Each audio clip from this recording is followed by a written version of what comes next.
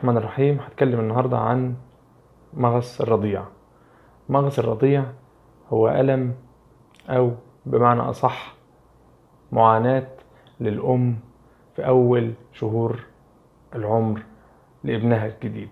ربنا يبارك في أبنائنا جميعا. أعراضه إيه مغص الرضيع؟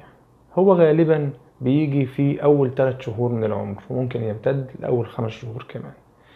بيجي في صورة نوبات شديدة من الألم متكررة تقعد أكتر من 3 ساعات وأكتر من 3 أيام في الأسبوع، وتقعد ممكن كمان بيقولوا لمدة 3 أسابيع عشان نقدر نقول إن احنا شخصنا مظبوط مغص الرضيع.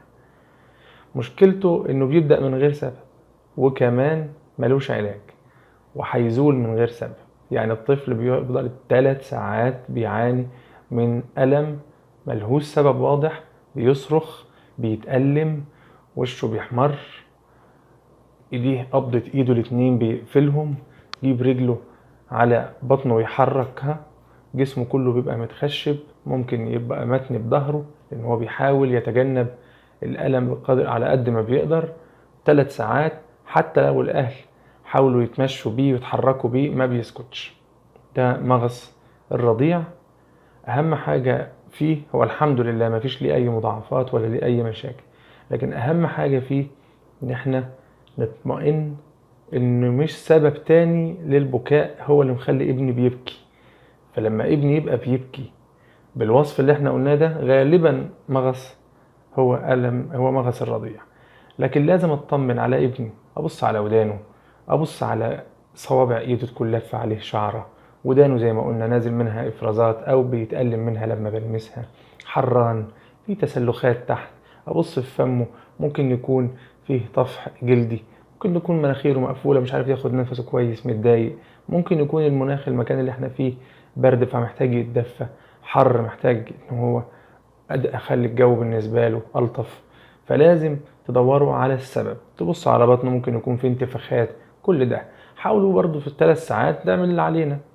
عنده ممكن يكون المغص ده بسبب انتفاخات، لو انا عندي دواء انتفاخات هديله دواء انتفاخات، هعمل له مساج على عضلات على بطنه عكس عقارب الساعة، ممكن اقلب بطنه احطها عكس ايدي هنا او احطها على ركبتي، انيمه على بطنه على ركبتي بحيث ان انا بحاول اقلل الالم، او اعمل له تمارينات للمغص بان انا اجيب رجله على بطنه متنية وافردها. كلها محاولات مفيش وعد ان هي ممكن تنجح، لكنها بتحاول تساعده في الفترة اللي هو بيتألم فيها. لكن تاني هو حاجة حميدة مفيش منها اي مضاعفات، مفيش ليها اي مشاكل، بشرط ما نركنش اليها لان هي سبب لكل البكاء اللي ممكن يجي للاطفال. هو اشهر سبب ومن اشهر الاسباب في اول 3 شهور او 5 شهور من العمر، لكن مش السبب الوحيد. فمش لازم نبعد ذهننا عن الاسباب التانية عشان ما نفوتش على ابننا فرصة كانت ممكنة للعلاج من اي سبب تاني. الوصف اللي احنا قلناه تاني: اكتر من 3 ساعات، اكتر من 3 ايام في الاسبوع، لمدة 3 اسابيع. لمدة 3 اسابيع مش لازم نلتزم بيها، ممكن نقول لو ابني بيبكي اكتر من 3 ساعات، اكتر من 3 ايام في الاسبوع، يبقى ابني كده ده مغص الرضيع، وهتعامل معاه بالوصف اللي احنا قلناه وبالاحتياطات اللي احنا قلناها. طيب اتعاملت معاها بالوصف ده والحمد لله اطمئنيت ان مفيش اي مشاكل تانية عنده تدعو للقلق او تحتاج ان انا اكشف، خلاص مرة في مرة هتبدأ الاهل يبقوا اهدى ويبقوا اكتر استقرارا وهتتعودوا عليها كأم جديدة. شكرا جزيلا.